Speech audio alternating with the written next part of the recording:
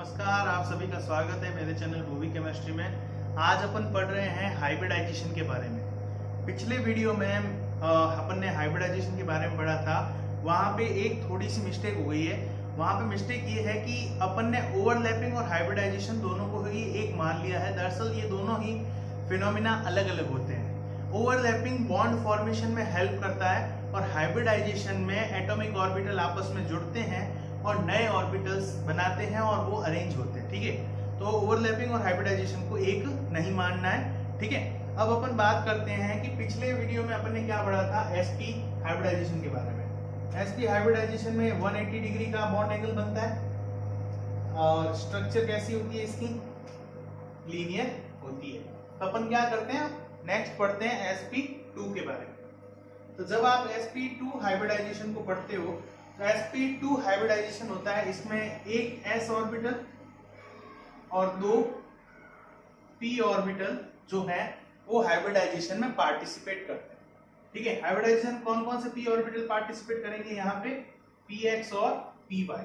मैंने आपको बताया था p ऑर्बिटल कितने टाइप के होते हैं, तीन टाइप के, एक में x एक्सिस पे, एक में y एक्सिस एंड एक में z axis, px, py and pz। तो यहाँ पे कौन सा ऑर्बिटल पार्टिसिपेट करेंगे, only and only px and py। और sp में कौन कौन से ऑर्बिटल थे, s ऑर्बिटल और px ऑर्बिटल। दरअसल बात ये है कि कभी कभी ये क्वेश्चंस पूछे जाते हैं, वो नीट और आईआईटी में पूछ लिए जाते हैं कि हाइब्रिडाइजेशन में कौन कौन से ऑर्बिटल पार्टिसिपेट कर रहे हैं। ओके, तो यहाँ पे क्या होगा, यहाँ पे एक s ऑर्बिटल जो है, ये एक s ऑर्बिटल है और उसके साथ दो p ऑर्बिटल, एक तो px, इसको बना देते हैं अपन py, ये y एक्सिस बना देते हैं। एक होता है अपना px, ये x एक्सिस। ठीक है, यहाँ पे ये तीनों ऑर्बिटल पार्टिसिपेट करते हैं और यहाँ पे बनते क्या है, तीन हाइब्रिड ऑर्बिटल बनते हैं और तीनों hybrid orbital triangular planar shape में अरेंज रहते हैं, कुछ इस तरीके से, एक, ये दो और ये तीन, ये कुछ इस तरीके से अरेंज रहते हैं तीनों ही हाइब्रिड ऑर्बिटल। ठीक है, इस तरीके से अरेंज रहते हैं। ओके, ये तीनों कुछ इस तरीके से अरेंज रहेंगे और यहाँ पे इनके बॉन्ड एंगल कितना होगा, इनका सॉरी बॉन्ड एंगल क्या, इनके ऑर्बिटल्स के बीच में एंगल कितना आएगा, 120 डिग्री। और ये जो स्ट्रक्चर होती है इसको क्या बोला जाता है, triangular planar, triangular planar structure बोला जाता है। तो इसको अपन एक एग्जांपल के थ्रू समझ रहे हैं और वो एग्जांपल अपन ले रहे हैं यहाँ पे BCl3 का। BCl3 में, ठीक है, BCl3 को पढ़ते हैं। तो BCl3 में मेन एटम जो अपना आ रहा है वो है बोरॉन। बोरॉन का जो इलेक्ट्रॉनिक कॉन्फ़िगरेशन होता है वो होता है 1s2 2s2 2p1। तो सबसे पहले क्या करना है, अपने को इसके ऑर्बिटल बनाने, किसमें, ग्राउंड स्टेट में। तो ग्राउंड स्टेट में 1s 2s एंड 2p, ये अपन ने इनके ऑर्बिटल बना दिए। ठीक है, 1s में कितने इलेक्ट्रॉन है, दो, दोनों इलेक्ट्रॉन की क्या होती है, स्पिन हमेशा चेंज होती है, उल्टी होती है, जस्ट अपोजिट होती है उसके। ये दो इलेक्ट्रॉन और p में कितने इलेक्ट्रॉन है, 1 इलेक्ट्रॉन। ठीक है, अब होता क्या है, एक्साइटेड स्टेट में यहाँ से इलेक्ट्रॉन प्रोमोट होके कहाँ चला जाता है, p के y ऑर्बिटल में। और इस तरीके से जब एक्साइटेड स्टेट का लिखा जाता है इलेक्ट्रॉनिक कॉन्फ़िगरेशन, तो वहां पे क्या होता है, p के दो ऑर्बिटल और s का एक ऑर्बिटल, ये तीनों मिलके क्या कर लेते हैं, sp2 हाइब्रिडाइजेशन। यहाँ पे आप ध्यान देंगे सिर्फ तीन ऑर्बिटल पार्टिसिपेट कर रहे हैं, तो हाइब्रिड ऑर्बिटल भी कितने बनेंगे, तीन, जिसको अपन ने यहाँ पे इस तरीके से रिप्रेजेंट किया है। तो यहाँ पे sp2 हाइब्रिडाइजेशन होता है। ओके, तो sp2 हाइब्रिडाइजेशन में ये अपन ने बना दिया, sp2 हाइब्रिडाइजेशन के हाइब्रिड ऑर्बिटल्स, ये अपन ने हाइब्रिड ऑर्बिटल्स तीनों ही बना दिए। अब बात क्या है, b के साथ और कौन है, Cl है। तो Cl के जो वैलेंस शेल के इलेक्ट्रॉन होते हैं वो किस में प्रेजेंट रहते हैं, p ऑर्बिटल। ठीक है, Cl का इलेक्ट्रॉनिक कॉन्फ़िगरेशन ले लो या फिर Cl के वैलेंस शेल इलेक्ट्रॉन होंगे वो हमेशा p ऑर्बिटल में प्रेजेंट रहेंगे। तो यहाँ पे क्या होगा, p ऑर्बिटल आगे क्या करेगा, इसके ओवरलैप कर देंगे, इसके आगे ये कुछ इस तरीके से,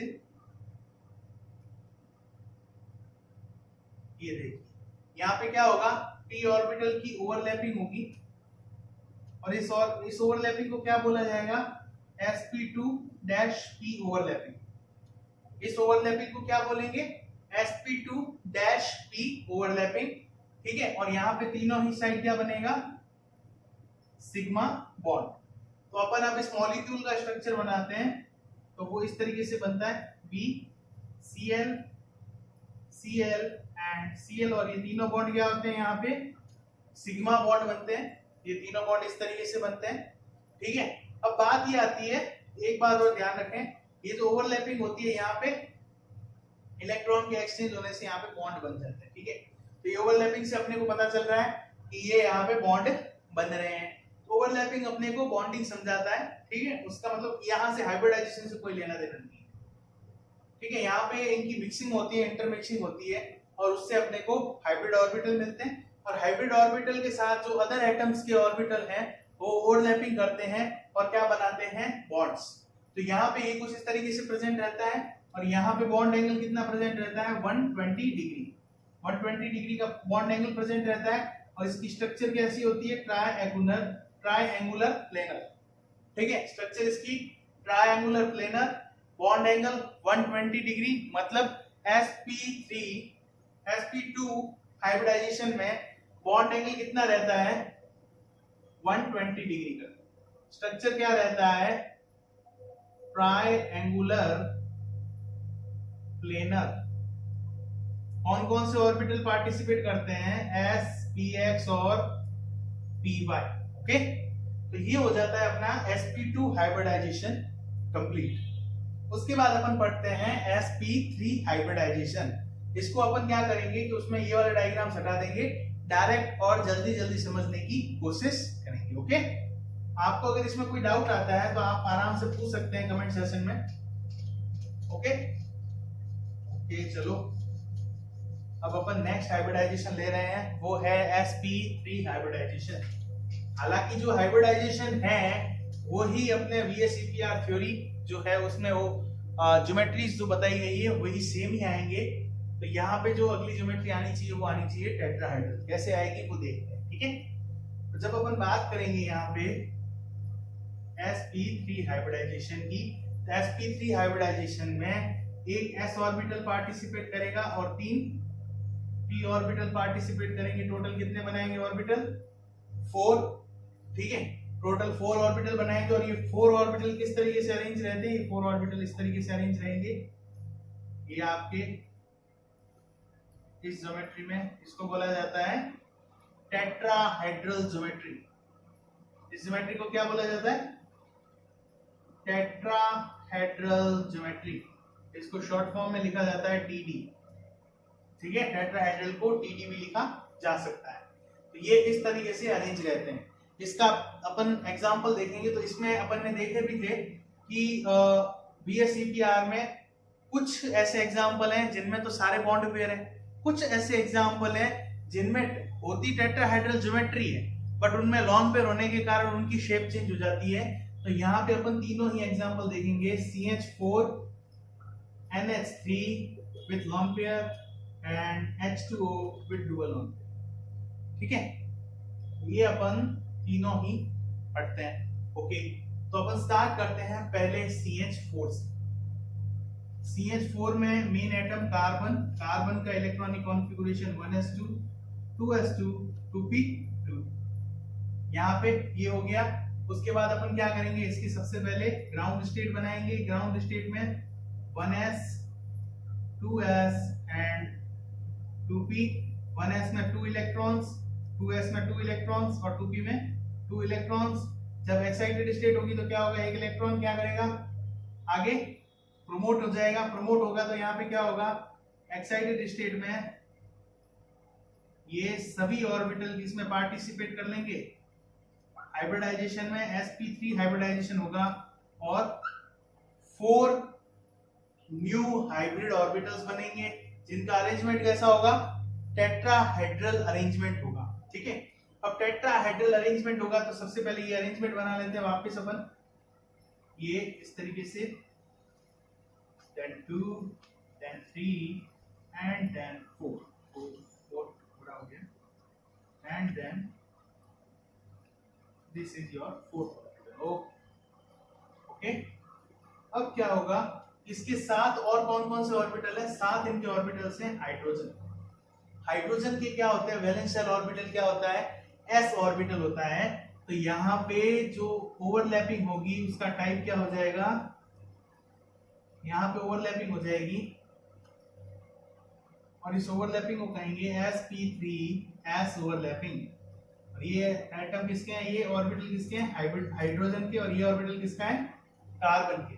तो कार्बन के 4 हाइब्रिड ऑर्बिटल और हाइड्रोजन के 4 s ऑर्बिटल क्या करते हैं, यहाँ पे ओवरलैपिंग करते हैं और क्या बनाते हैं, सिग्मा बॉन्ड।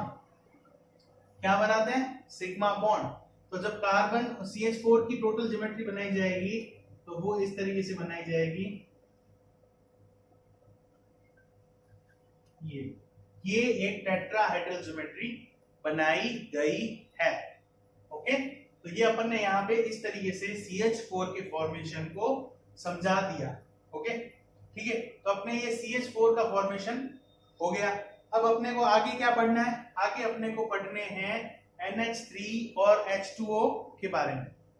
ठीक है, तो ये पढ़ते हैं, इसको रफ कर लेते हैं। ओके, अच्छा एक और थिंग अपन यहाँ पे बोल रहे हैं, वो है यहाँ पे बॉन्ड एंगल कितना रहता है, 109 डिग्री एंड 528 सेकेंड है ना अप्रोक्सीमेटली। और इसकी स्टेप हो गई टेट्राहेड्रल। तो यहाँ पे sp3 के आगे क्या लिखेंगे, 109 28 डिग्री। और स्ट्रक्चर कैसी होती है, टेट्राहेड्रल इसकी ज्योमेट्री। और इसमें ऑर्बिटल कौन कौन से पार्टिसिपेट करते हैं, px py pz। ओके, तो ये आराम से आपको समझ में आ गया होगा आई थिंक। अब अपन नेक्स्ट पढ़ेंगे, जो पढ़ेंगे NH3 के लिए।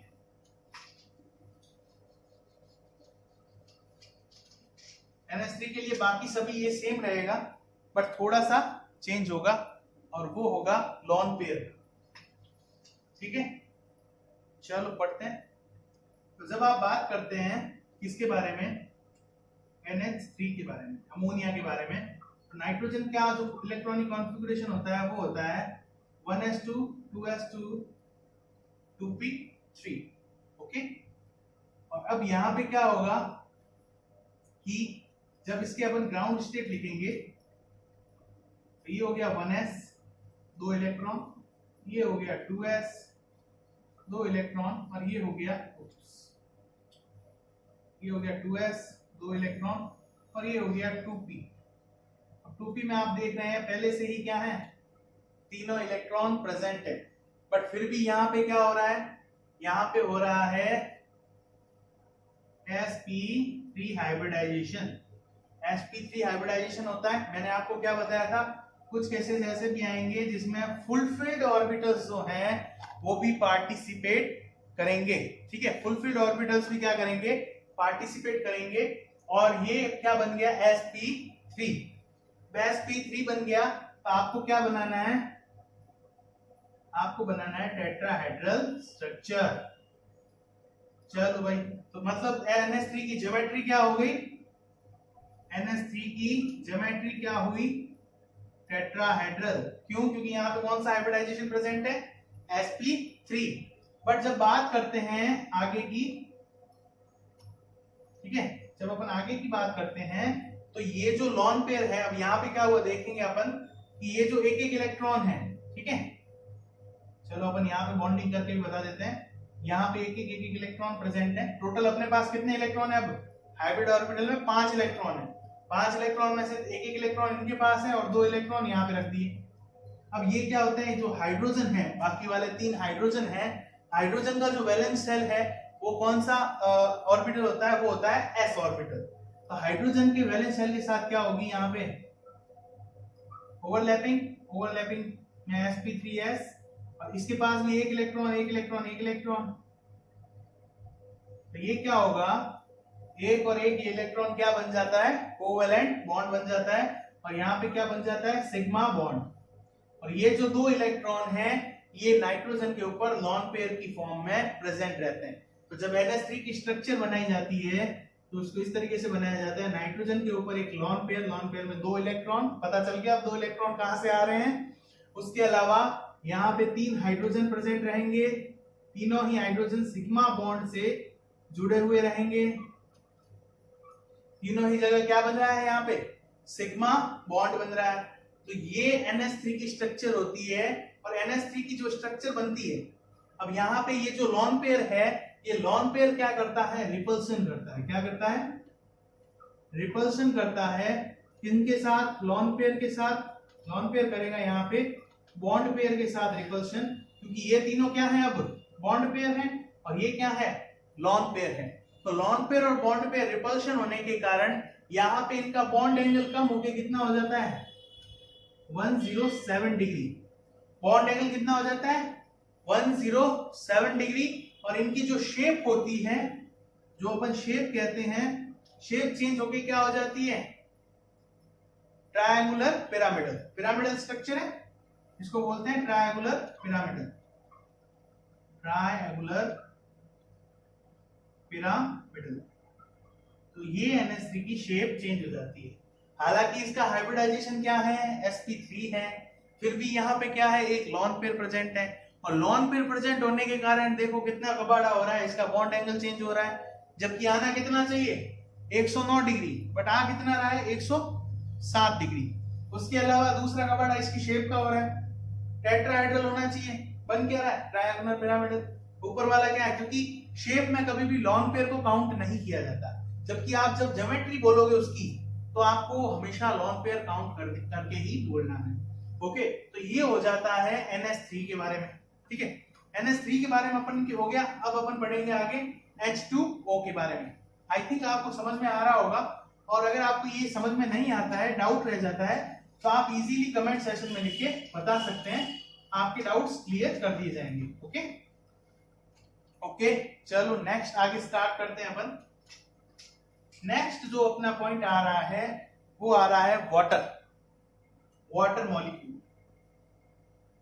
ये बात करती है वाटर मॉलिक्यूल। वाटर मॉलिक्यूल में मेन ऑक्सीजन होता है। ऑक्सीजन का इलेक्ट्रॉनिक कॉन्फ़िगरेशन लिखोगे 1s2 2s2 2p4, 1s2 2s2 2p4। तो जब अपन इसकी क्या बनाएंगे, फर्स्टली ग्राउंड स्टेट बनाएंगे। तो ग्राउंड स्टेट में ये 1s हो गया, ये हो गया 2s और ये हो गया 2p। ठीक है, ग्राउंड स्टेट में 1s 2s और 2p। इलेक्ट्रॉन भर देते हैं, 1s में कितने, 2 इलेक्ट्रॉन, 2s में 2 इलेक्ट्रॉन, 2p में 4 है, 1 2 3 और आगे 4, 4 इलेक्ट्रॉन भर दिए गए। ओके, अब बात ये आती है कि यहाँ पे जो हाइब्रिडाइजेशन प्रेजेंट है वो क्या है, sp3 है। मतलब 2s और 2p ये दोनों क्या करते हैं, मिलके हाइब्रिडाइजेशन कर लेते हैं और बनाते कितने ऑर्बिटल हैं, 4 ऑर्बिटल। 4 ऑर्बिटल का अरेंजमेंट टेट्राहेड्रल। मतलब यहाँ पे भी ज्योमेट्री क्या होगी, जो ज्योमेट्री की बात कर रहे हैं वो क्या होगी, टेट्राहेड्रल। अब यहाँ पे चेंज क्या आता है वो देखते हैं। सबसे पहले तो क्या बनाओ, हाइब्रिड ऑर्बिटल बनाओ। ये अपन ने हाइब्रिड ऑर्बिटल बना लिए। अब क्या होता है कि हाइब्रिड ऑर्बिटल में 2 ऑर्बिटल में तो क्या रहेंगे, 2 इलेक्ट्रॉन प्रेजेंट रहेंगे, और दोनों में क्या है, 1 इलेक्ट्रॉन प्रेजेंट है। इनके साथ हाइड्रोजन कितने हैं, 2 हाइड्रोजन है। तो हाइड्रोजन यहाँ पे क्या कर लेगा, ओवरलैपिंग कर लेगा। ये हाइड्रोजन 1 इलेक्ट्रॉन देगा और ये हाइड्रोजन 1 इलेक्ट्रॉन देगा और ओवरलैपिंग कर देगा। ये ओवरलैपिंग हो गई। और यहाँ पे ओवरलैपिंग कौन सी टाइप की होगी, sp3s बॉन्ड कौन सा, सिग्मा और सिग्मा। तो जब वाटर मॉलिक्यूल को लिखा जाएगा तब वाटर मॉलिक्यूल को लिखा जाएगा इस तरीके से, oxygen, hydrogen and 2 lone pair on oxygen atom. अगर चाहो तो इसको ऐसे भी लिखा जा सकता है, बटरफ्लाई की तरह। ये एक कान और ये दूसरा कान, एकदम मिकी माउस की तरह लगता है। ये एक लॉन पेयर और ये दूसरा लॉन पेयर। ऑक्सीजन के पास कितने लॉन पेयर प्रेजेंट है, अब 2 हैं। तो यहाँ पे 2 तरह के रिपल्सन प्रेजेंट रहेंगे, लॉन पेयर रिपल्शन, एक और lone pair bond pair repulsion.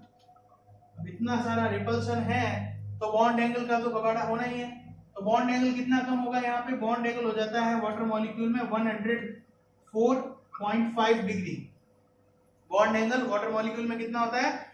104.5 degree. और स्ट्रक्चर क्या चेंज हो जाती है? स्ट्रक्चर हो जाती है इसकी बेंट स्ट्रक्चर या V shape structure. Bent structure या वी शेप स्ट्रक्चर। इस तरीके से ये इसकी स्ट्रक्चर भी चेंज हो जाती है और इसका बॉन्ड एंगल भी चेंज हो जाता है। तो अपन अब यहाँ पे इसकी शेप क्या लिखेंगे? शेप अगर लिखी जाएगी तो बेंट लिखी जाएगी और वी शेप लिखी जाएगी। ये वाटर मॉलिक्यूल इसी फॉर्म में एग्जिस्ट करता है, बट जब इसका ज्योमेट्री लिखा जाएगा, जब इसकी ज्योमेट्री बोली जाएगी तो टेट्राहेड्रल बोली जाएगी। कभी कभी ये भी क्वेश्चन पूछे जाते हैं कि यहाँ पे जो लॉन पेयर प्रेजेंट हैं ये हाइब्रिड ऑर्बिटल में प्रेजेंट रहते हैं या एटॉमिक ऑर्बिटल में प्रेजेंट रहते हैं। तो आपका आंसर होना चाहिए कि ये हाइब्रिड ऑर्बिटल में प्रेजेंट रहते हैं। तो इसी के साथ अपन अभी यहीं पे कंप्लीट करते हैं। नेक्स्ट वीडियो में अपन इसी sp, sp2 और sp3 के कुछ एग्जाम्पल पढ़ेंगे, जिनको अपन अपनी भाषा में क्या बोलते हैं? एल्केन, एल्कीन और एल्काइन। ठीक है, इनके अपन कुछ एग्जाम्पल पढ़ेंगे जिसको बोलते हैं इथेन, इथीन और इथाइन। और उसके बाद अपन sp3d का एग्जाम्पल पढ़ेंगे PCl5 और sp3d2 का एग्जाम्पल पढ़ेंगे SF6। और मैं आपको इसका भी एग्जाम्पल बताऊंगा IF7। ठीक है, तो अपन सारे एग्जाम्पल्स पढ़ेंगे, सभी की शेप्स एंड स्ट्रक्चर्स पढ़ेंगे। ओके, तब तक के लिए थैंक यू। वीडियो को लाइक कीजिए, शेयर कीजिए एंड चैनल को सब्सक्राइब कीजिए।